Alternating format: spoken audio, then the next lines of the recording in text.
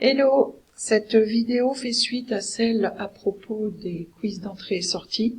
Ici, je vais vous montrer comment intégrer des travaux intermédiaires qui sont importants puisqu'en fait on doit montrer que l'apprenant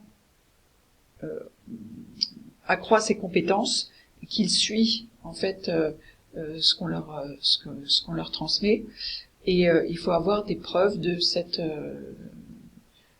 cheminement.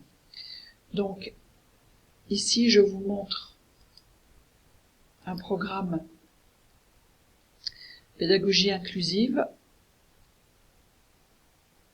Donc vous voyez que les objectifs ne comportent plus objectifs généraux, etc. Ici on a deux parties d'introduction et 3 parties ici qui vont être évaluées pour précisément montrer qu'il y a une progression. Donc là,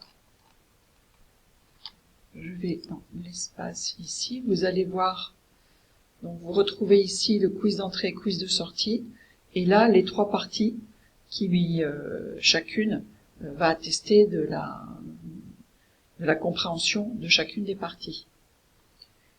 Et là, si j'ouvre l'espace extranet, donc vous retrouvez quiz d'entrée, quiz de sortie, et ici les trois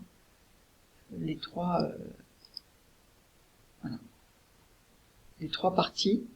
Alors vous voyez ici qu'on a des questionnements qui sont successifs, donc une question, une réponse, puis l'autre question, l'autre réponse, etc. Vous savez que vous pouvez mettre tout ce que vous voulez, et ici le sujet fait qu'on ne peut pas avoir d'image ou de démonstration pratique. Donc on ne peut que poser des questions et y répondre. Et vous pouvez évidemment demander à ce que la personne mette une image, télécharge quelque chose. C'est totalement créatif, et c'est adaptable suivant vos sujets, bien sûr. Voilà.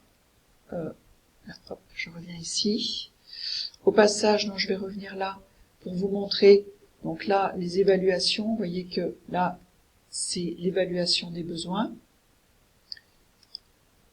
Ici, des documents en attente sont des documents, c'est la bibliothèque de documents qui est accessible par l'apprenant.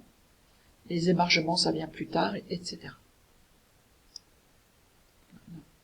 Ça, le calendrier, etc. Donc, en fait, c'est un espace qui est très pratique, assez couplé, et avec le menu ici, et tout le reste, comme vous en avez l'habitude.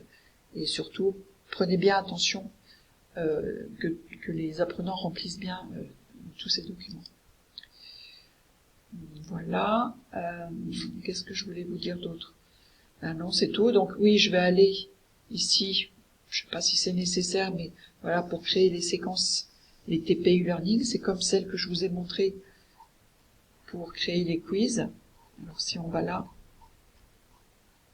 voilà, donc vous mettez votre numéro d'ordre, donc vous avez les quiz d'entrée et quiz de sortie, qui est je sais pas où, mais bon, donc là vous avez à chaque fois des TP qui sont bâtis exactement sur le même principe. Voilà, au passage, une petite image pour que je puisse bien repérer les séquences. Voilà.